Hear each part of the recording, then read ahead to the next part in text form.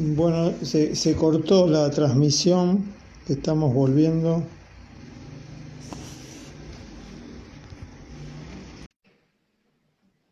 ¿Alguien podría decir en qué momento se cortó? ¿O qué es lo Ahí, último que se escuchó? Hola. hola, ahí estamos. Sí, estaba contando que se cortó la transmisión y preguntaba en qué momento se cortó. Me quedé con decía alguien sobre la capacidad de la De crueldad de la crueldad. civilización. Eso hasta ahí Sí, se escuchó. sí, sí, sí.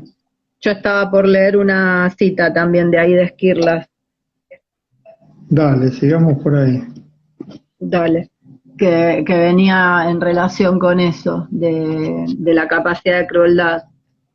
Que vos ponés, dice, terrores y crueldades no mueren, mudan, mutan, se disfrazan. Conservan el poder de atraer, fascinar, inmovilizar. Sensibilidades asisten ante sus despliegues con nerviosismos y temores. De pronto, euforias gozan y aplauden lo abominable. Sí, ¿querés comentar algo de esa cita? No, me parece que tiene que ver con, digamos, creo que es esto de las esquirlas, vas escribiendo el fragor de lo que vamos viviendo. Y, y me parece, me imagino que escribís también desde ahí, que te hace pensar las cosas que vamos viviendo. Vos después pones un fragmento de un relato de Pablo de Santis, eh, que hace, digamos, que lo menciona Hitler, y aparece esta cosa de cómo resulta algunas cosas abominables aclamadas y aplaudidas, ¿no? Sí. El relato al que se refiere Vero es un relato de un escritor argentino publicado en el 2005. El relato se llama Circo Tule y es de Pablo de Santis. Y es una historia que siempre me... Hay muchas historias de este tipo, pero esta está muy bien contada por Pablo de Santis. Cuenta que el plan de fuga que tuvo Hitler cuando el ejército rojo estaba sobre Berlín, y cómo simula un suicidio y se fuga, un plan que tenía pensado hacía mucho tiempo, que era escaparse en un circo. Eh, eh, y en ese circo entrar del elenco que tenía preparado un acto que se llamaba el Ascenso de Adolf Hitler, en el que a ese gran canciller cuando tenía tanto poder, ¿no? El momento de su máximo esplendor, pero parodiaba, casi tomando los estereotipos que usó Chaplin en El Gran Dictador, ¿no? El mismo Hitler hacía el personaje de Hitler parodiado. Parodiado quiere decir exagerando los lugares más comunes, los detalles más rígidos y fijos del personaje. Y lo interesante es que recorren distintas ciudades, haciendo los distintos números del circo, y uno de los números más aplaudidos es el ascenso de Adolf Hitler, y que, bueno, el personaje se fuga bajo ese disfraz. Incluso cuenta Pablo de Santis que el elenco por momentos se burlaba del personaje que hacía este actor, y, y el actor empezaba a gritar curioso que él era el verdadero, ¿no? Que no era un actor, era el verdadero Hitler, que no era un actor muerto de hambre como todos los otros, incluso que amenazaba con mandarlos a la cámara de gas, y todo eso causaba más risa hasta el punto de que lo incluyen en el número. y esa parte sigue siendo la más aclamada. Entonces a mí me parecía que hay algo entre la seducción que sigue teniendo la crueldad, ¿no? En ese sentido, los terrores y crueldades no mueren, mutan, se disfrazan, ¿no? Y que siguen teniendo poder de atraer, fascinar, inmovilizar. Y, y creo que en este momento ese no poder soportar el aturdimiento, porque es difícil soportar el aturdimiento, lleva a esa relación con lo que se podría llamar negacionismo. Es decir, que son formas políticas que abrazan cualquier seguridad, abrazan cualquier, ¿cómo podrían decir? Cualquier seguridad, cualquier promesa de protección, sin escatimar crueldades. Es decir, incluso abrazan la crueldad si esa crueldad ofrece una ilusión de protección. Es muy difícil pensar todo esto, pero a mí me parece que me gustaría pensar eso, ¿no? La quema de barbijos es un acto de crueldad que está denotando, dejándonos ver que esa desesperación se vuelve violencia. Ese miedo, ese aturdimiento, se vuelve violencia que adquiere la forma de una seguridad. Es decir, la seguridad de que esto debe ser quemado, ¿no? Que lo que nos hace mal es la cuarentena, no el COVID. O lo que nos hace mal es la cuarentena y no ese riesgo en el que el capitalismo ha puesto la vida. El capitalismo puso en riesgo la vida. Y hay no quiero ser dramático, pero no es que hay una intención de dramatizar. Hay una percepción de que la vida corre un peligro, un gran peligro. Que el estado de desigualdad social en el mundo es un peligro de extinción. Que hay zonas como plantea en Bembe, en el texto, que también el texto está publicado en Adínata, creo que se llama El derecho a respirar, si no me confundo en este momento. Él plantea de que en este momento hay poblaciones que la economía capitalista no necesita, excedentes, que viven en zonas de exclusión. Y me parece que eso no es solamente el peligro de esas poblaciones, está el peligro en la vida social de esta civilización. Si hay algo que debemos pensar es eso, ¿no? Entonces los negacionismos que niegan esto, se enarbolan seguridades que tienen la forma del abrazo a la crueldad. Y la figura de Hitler es esa promesa ilusionante que tuvo la civilización del siglo XX, de una promesa de seguridad total, absoluta, que evitara ese estado de intemperie, de incertidumbre, de expectación y de aturdimiento que tiene la vida.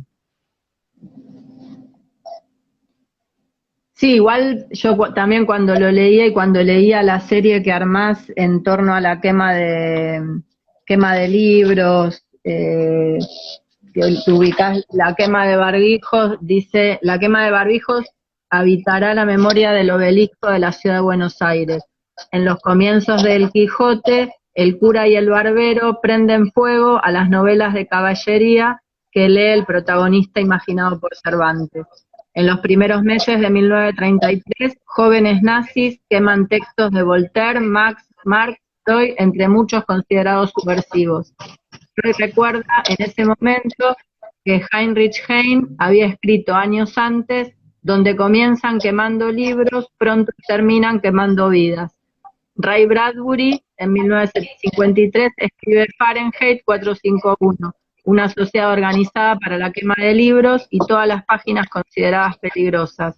En la versión de cine de Truffaut, 1966, El Quijote resulta la primera obra que prende fuego el ejército destructor.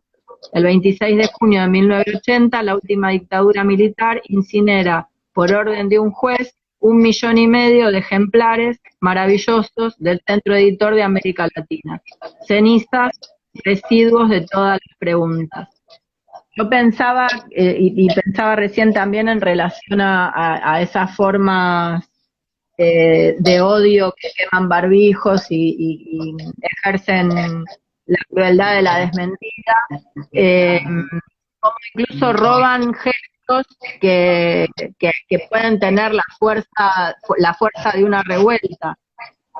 Porque digo, quemar barbijos no es lo mismo, o la furia de quemar barbijos no es lo mismo que la furia de quemar una comisaría ante un femicidio encubierto. Y pensaba cómo las derechas a veces copian el gesto, pero no vaciado de contenido, pero más como una gestualidad que con la fuerza de una transformación o la denuncia de ciertas rabias.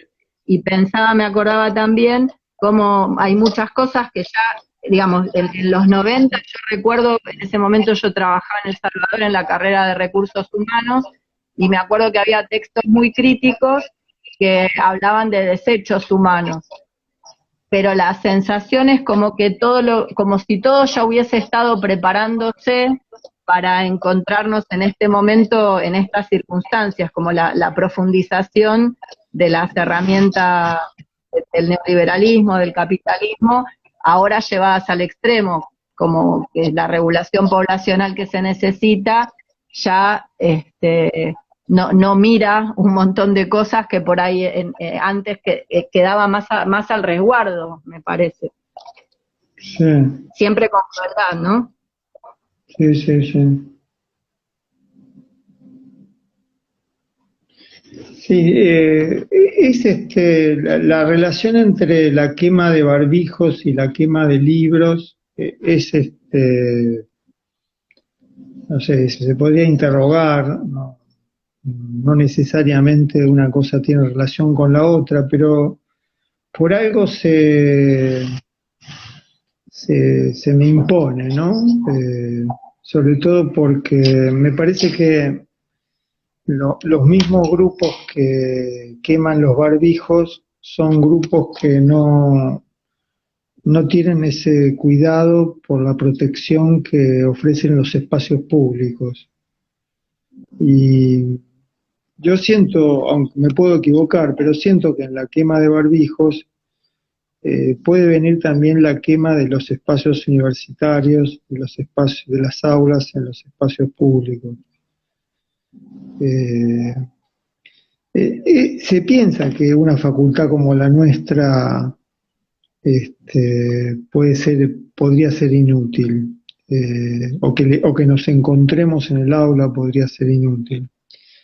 Incluso me parece que hay grupos de nuestra facultad, profesores, estudiantes, que tratan de demostrar que la psicología es útil, y entonces cada vez más se parece a los focus groups, a los grupos de investigación para entender conductas motivacionales, o para hacer estudios de campo para ver si la gente está más angustiada ahora que antes. Con todo respeto a esas investigaciones, no hace falta hacer una investigación de preguntarle a 1.600 personas como una muestra representativa para concluir de que hay sentimientos de angustia, de inseguridad, de incertidumbre. Claro. Pero me parece que es esa intención de demostrar que la psicología es útil y que puede estar en la tapa de Clarín, o que alguien de nuestra facultad puede ser entrevistado por TN o por Feynman o por Majul. para dar la información que ellos quieren escuchar, que la gente está mal por la cuarentena, que es la conclusión que se sacó de un estudio que hizo nuestra facultad. Entonces, yo siento en eso una amenaza de lo que nosotros hacemos, ¿no? Del tipo de pensamientos que sostenemos, del tipo de lecturas que hacemos. Entonces, por eso lo relaciono con la quema de los libros. Para el barbero, en el Quijote, para el barbero y el cura, que recordemos que el barbero no solo era el peluquero, los barberos eran como, tenían la función de médico, ¿no? Como fuera la medicina y la iglesia, la ciencia y la iglesia. Las novelas de imaginación eran inútiles y me salía al revés, me iba a decir permisivas. Hacían, contaminaban la vida, enloquecían. No solo eran inútiles, eran despreciables, había que sacarlas de la faz de la tierra. Para los nazis los textos de Marx, del mismo Freud, eran subversivos, o eran textos de judíos, eran textos de judaísmo. Y para la dictadura militar argentina, toda la literatura de los años 60 era peligrosa, porque el Centro Editor de América Latina había como tenido esa vanguardia editorial de publicar autores jóvenes y autoras jóvenes de la época. Y bueno, esa idea de que es peligroso el saber, es peligrosa la imaginación, tiene relación con lo que hablábamos antes, ¿no? Es decir, en momentos de ruido y de furia, cuando no hay palabras porque no hay representación para nombrar lo que nos pasa, ahí acontece algo que tenemos que llamar imaginación, ¿no? El crear formas de cercanía que no habían sido imaginadas, imaginar formas de cercanía. Y imaginar formas de abrazar ruidos. Yo me acuerdo cuando trabajábamos en el Hospital Esteves con enfermeras, hacíamos un ejercicio de que salir a los patios, es un manicomio de mujeres, el Esteves, sigue siéndolo, salir a los patios a tomarle el pulso a una vida, el tomarle la presión a un recuerdo. Y imagínense lo que eran los años 90, ¿no? Para las autoridades del hospital, parecía una estupidez, claro. una pérdida de tiempo, con todas las cosas que tenían que hacer las enfermeras en los pabellones, salir a agarrarle el pulso a una mujer que estaba callada en algún lado de esos jardines, sola, agarrarle la mano, apoyar los dedos como para tomar el pulso y preguntarle cómo se llama. Eso era tomarle el pulso a una vida. Y eso supone un estado de imaginación, de lectura, tiene relación con los libros. Y yo relaciono, por ahí es forzada la relación o exagerada, la quema de barbijos con la quema de libros. Y la quema de barbijos con el deseo que pueden tener de que este tipo de discursos no ocupe un lugar porque son considerados inútiles. Sí, lo que pasa es que en las risas, el juego, la espera del pensamiento, tiene que ver. Vos hablabas y me acordaba de un montón de veces que en clases en el colegio en los que pasaban un montón de cosas mientras dábamos clase y nos reíamos mucho desde la mirada que se asomaba por los vidrios de la ventana. Había interpretaciones que no están aprendiendo, no están trabajando, eso no es una clase, porque me parece que es como una artillería de interpretaciones que viene por todos lados, que con la complicidad mediática, la complicidad de como la serie que vos armás ahí en Demasías, cuando hablabas de las Demasías, escuelas, hospitales, familias, por eso en este momento es como que estaría al extremo, y la imaginación sería animar a pensar desde otras formas, pero estamos paridos por esta forma. Me parece que ahí está el desafío, y esto de animarse a tartamudear, a balbucear, a imaginar, y en un momento donde los encuentros también están como marcados por otras cuestiones. Uh-huh. A mí también desde el... Estoy leyendo algo que me conmovió, ¿no? Escribe Julio que abracé el silencio y lloré. Yo entiendo esa imagen que está dando Julio.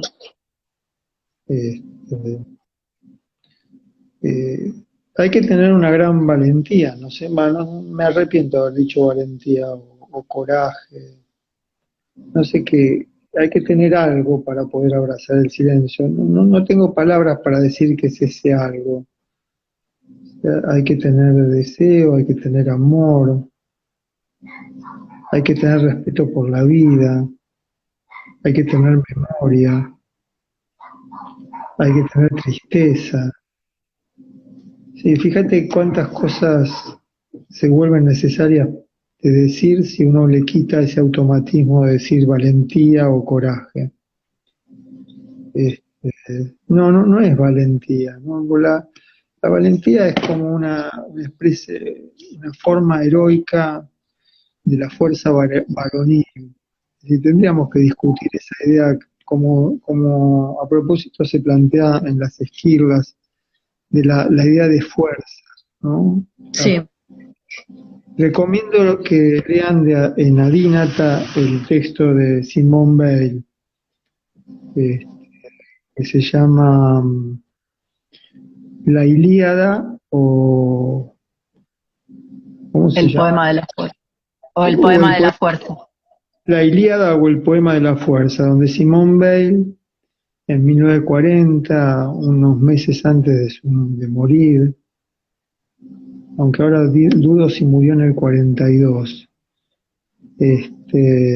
bueno, un tiempo antes de morir escribe una crítica de la Ilíada como un modelo de crueldad varonil, un modelo de guerra naturalizada en Europa, donde se hace un elogio de la fuerza como una virtud, ¿no? Y me parece que hay que pensar, ¿no? Cómo pensar, sobre todo, hay una frase terrible que repetimos siempre, que la unión hace a la fuerza. Yo después podríamos leer el fragmento,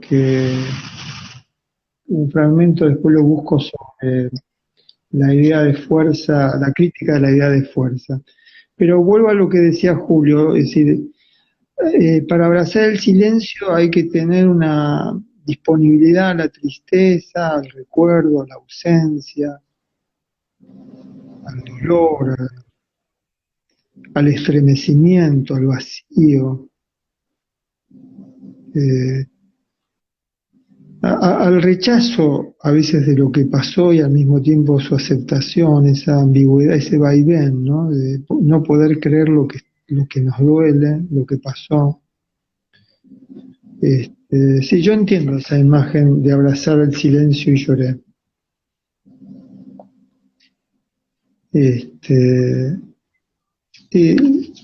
llorar también, ¿no? Es un modo de rodear el ruido y la furia. Y el llorar en... Sí, a mí en el texto de Simone Weil también ubica la fuerza en relación con la debilidad, que vos lo retomás. Vos escribís en estas esquirlas, en una parte, Simone Weil entiende que el elogio de la fuerza que compone el tema de la Ilíada signa la civilización europea de la mitad del siglo XX. Subraya que la fuerza enceguece y esclaviza, hiere la carne y mata. La fuerza, escribe, reduce la vida a una cosa que se puede dominar. La civilización cree en el uso de la fuerza para proteger y avasallar, para sentir superioridad entre otras debilidades. Dice que la fuerza corrompe. Admite que algunas desesperaciones cultivan mentiras, ayudas de la ilusión, exaltaciones, fanatismos para evitarse desamparos, pero advierte que no se puede transitar las asperezas de la vida sin un largo estremecimiento de angustia. Nada ahorra heridas, dañar no exceptúa del dolor, no hay refugio que proteja. Sugiere animarse a vivir sin amurallarse detrás de las crueldades del poder. Tal vez no en la fuerza, sino en una común debilidad, residen las potencias que salvan.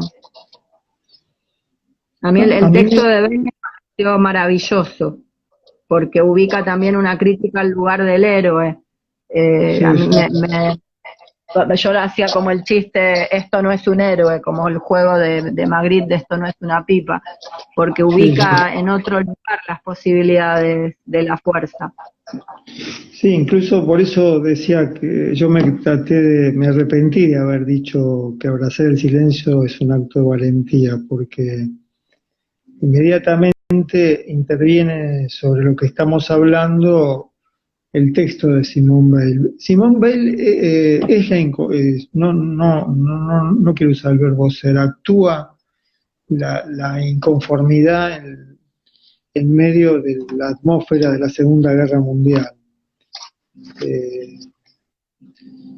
Trata de pensar, ¿no? Es decir, cómo la civilización es empujada a ese horror que se avecina, que ya está respirando, y trata de pensar si no es la idea de fuerza la que corrompe al mundo europeo. Y bueno, en ese sentido es conmovedor lo que hace, ¿no? Tratar de desprenderse de una idea tan arraigada.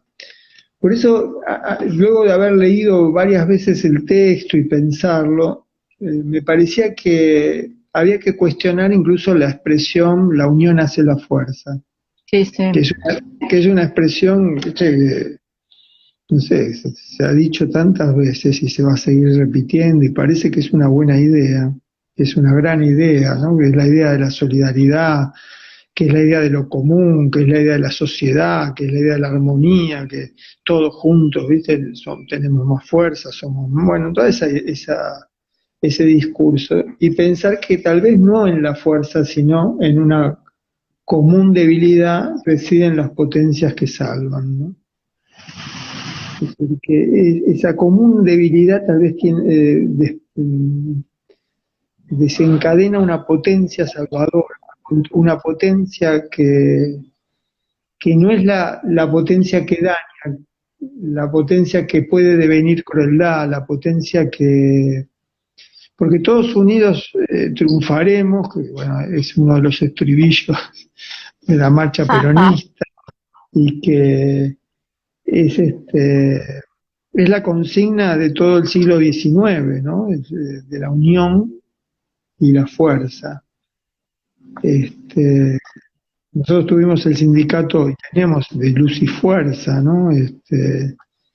Todo el movimiento obrero universal se trató de sostenerse en la idea de la fuerza de los desprotegidos, ¿no? La unión de los desprotegidos, de los desposeídos, de las vidas desamparadas, de las vidas explotadas, de las vidas denigradas, de las vidas expulsadas. Esa unión transformaba esa debilidad individual en fuerza colectiva, esa es la idea. Es decir, tratar de sortear la debilidad del uno a uno y en la unidad devenir fuerza. Pero también se podía pensar en una común debilidad, ¿no? Porque no es lo mismo la debilidad en estado de aislamiento que eso que podríamos llamar la común debilidad. Bueno, es algo para pensar si es posible salir de la idea de fuerza, si se puede, así como reivindicamos lo inútil. Reivindicar quiere decir, tratamos de resignificar lo inútil como provocación contra aquello que nos duele. Nos duele la tiranía de la utilidad, del beneficio, del resultado. Entonces, en ese sentido, afilar, ¿no?, la hoja de lo inútil para romper esa membrana que nos ahoga. Y así como planteamos lo inútil, por ahí habría que pensar si la idea de debilidad no puede cumplir esa función también.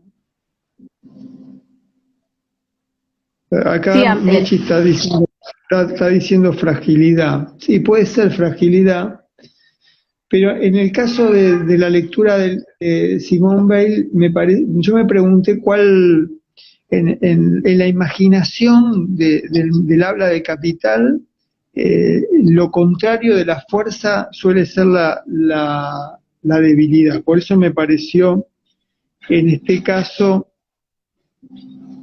probar si se puede sostener una idea a través de la idea de debilidad y no de fragilidad en este caso, porque la idea de fragilidad, fíjate que ya tiene territorios cercanos que la vienen empleando, ¿no? Como que ya está reivindicada la fragilidad, pero la debilidad es mucho más difícil de, de volver a pensar con un signo no negativo. Por eso yo esperaría un poco y trataría de ver si la idea de debilidad puede llevarnos a algún lugar más emancipado de la idea de fuerza. A mí me parece que después de la lectura de Simone Weil es muy difícil usar la palabra fuerza sin estar prevenido de que es una puerta de entrada al daño, a la crueldad, al poder. sí, sí, yo pensaba también como lo común en las debilidades, o esa común debilidad, es lo que logra acompañamientos a femicidios, lo que logra frenar, como pasó ahora en el territorio de Guernica, la toma de tierras logró ser frenada la orden judicial de desalojo de esas tierras.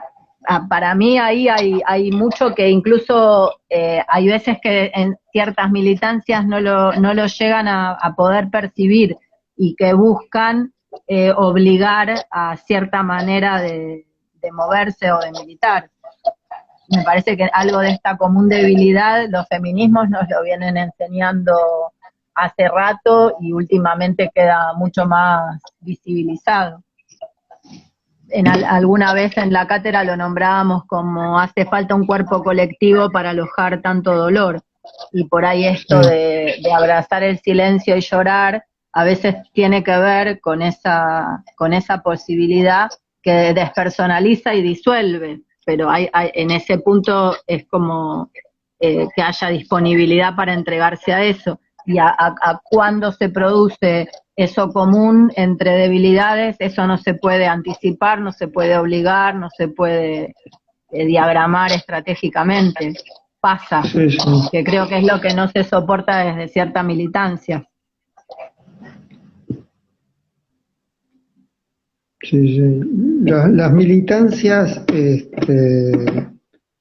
les cuesta salir, me parece, no normal, me estoy arrepintiendo de lo que estoy por decir, pero ya lo termino, ya que empecé, que a las militancias tal vez les cuesta salir desprenderse de la idea de fuerza. Sí, sí, de heroísmo, de salvación. Y de poder.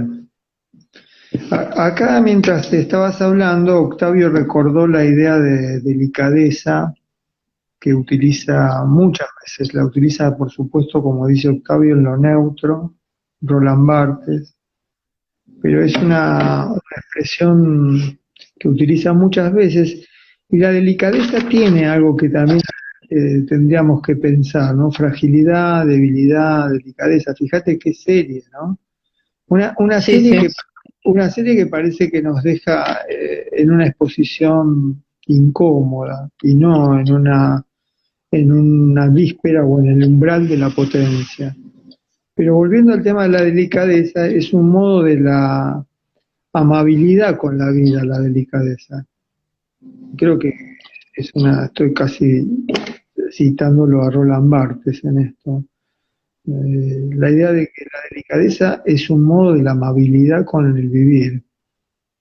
Que fue la idea de delicadeza, me parece poco, para el patrón de virilidad, es Sí, despreciable.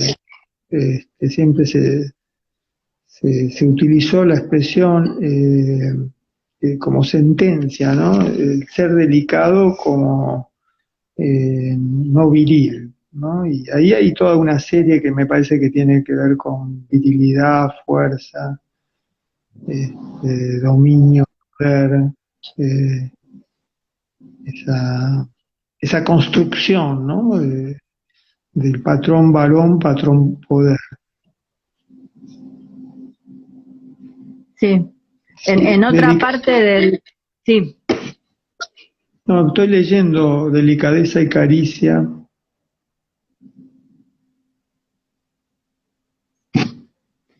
Y que, que también es todo un trabajo gramatical, porque me parece que tiene que ver con encontrar un modo de intervenir, de decir, de nombrar, que en acto sostenga esas delicadezas, esas caricias, esos matices, que digamos los nombres de lo absoluto son contundentes, digamos, el ser funciona como contundente. Eh, sí, sí. y en esto que decíamos antes, el aturdimiento necesita contundencias para creer que la cosa se aquieta así. Mm, Pero me parece que con caricias y delicadeza se atraviesa el aturdimiento de otra manera. sí, sí, sí. Yo, mientras que estamos hablando, bueno, ahora aparece suavidad. Estamos creando como una serie muy querida, ¿no? Para poder pensar la vida y para poder pensar la clínica y para poder pensar la manera en que leemos los textos en la universidad y asistimos a las clases y nos juntamos a charlar en los bares de las cosas que estudiamos. Me gustaría terminar medio con el final del texto y explicar por qué el título es Arriba que la vida sigue. Sí, dale. ¿Se cortó? Te escucho. Yo te ¿Estás ahí? escucho. No sé vos. Sí, sí. Y quiero recomendar un texto, una novela corta que la encontré en la web completa, se puede bajar el PDF de Ujar, Eve Ujar, una escritora argentina, se escribe Eve, H-E-V larga E, y el apellido es U-H-A-R-T, Ujar, Eve Ujar, y tiene una novela que se llama Mudanza. Y yo recordé un pasaje de esa novela que tiene relación con algo que vuelve al tema del ruido y la furia, que es que en esos estados del ruido y la furia, ese estado de golpe, ese estado de estremecimiento, de aturdimiento, ese estado donde Julio también lo describía bien, como ese estado donde se abraza el silencio. Una de las cosas que nos pasa es que sabemos que no nos sentimos bien, pero no sabemos qué nos está pasando y a veces no podemos calcular cómo estamos. Y hay un pasaje precioso de Mudanzas donde la narradora, hablando del protagonista, dice, se daba cuenta de cómo andaba mirando la expresión del perro Milonga. El perro tenía varias expresiones. Una, te acompaño hasta la muerte. Era la más inquietante. Otra, al menor movimiento del amo, arriba que la vida sigue. Pero si los movimientos del amo eran dubitativos o demasiado prudentes, la expresión del perro era de pronóstico reservado. Este texto me llega por distintos lugares, ¿no? Primero por la idea de poder compartir que a veces no sabemos lo que nos está pasando ni podemos calcular cómo estamos. Eso me parece muy importante. Está tan bien dicho en la novela. ¿Y a qué apelamos en esos momentos, no? En esta novela, Mudanzas, el protagonista apela al perro milonga, ¿no? A las expresiones. Es decir, es como si ha identificado una variedad de expresiones. Y si lo mira si al mirar al perro, el perro con esto de te acompaño hasta la muerte, el protagonista se inquieta muchísimo. Y a veces dirige esa mirada y se encuentra con una expresión que dice arriba que la vida sigue. Me pareció, quería compartir esto en el final. Sí, es precioso. Y también es esa relación como más instintiva con los animales, ¿no? Sí, esa composición, ¿no? Que entre Milonga y el personaje hay una composición, ¿no? Hay Sí. un ensamble, hay una, como hubieran dicho Deleuze y Guattari, un agenciamiento. Sí. Pero que ¿qué es un agenciamiento? Es componer cómo una vida compone con otra vida, cómo compone sensaciones, sentimientos y también compone sentidos. Esa composición entre Milonga y el protagonista nos conmueve, nos emociona, ¿no? Nos da deseo de componer así, ¿no? Que no es lo mismo que componer con una de las locutoras de Telefe Noticias a las 9 de la noche, ¿no? Pero bueno, finalmente a veces no tenés con quién componer lo que te está pasando, ¿no? Y por eso me parecía que nos podía como acercar un lugar de descanso donde componer ese sentido para lo que nos está pasando. Tal vez esta conversación también tenga ese anhelo de tratar de componer un sentido para la noche de los miércoles. Uh-huh. Bueno, dejamos acá. Quedemos así. Bueno. Insistiendo en composiciones azarosas. Bueno, gracias Vero por la lectura de los textos y bueno, esa posibilidad de pensar un recorrido en distintos lugares donde hay como siempre la misma insistencia. Bueno, un beso grande Vero y un gran abrazo para las cercanías más queridas que nos acompañan y para las que no conocemos también. Bueno, chao, hasta luego. Un beso grande. Chao, gracias. Chao, chao.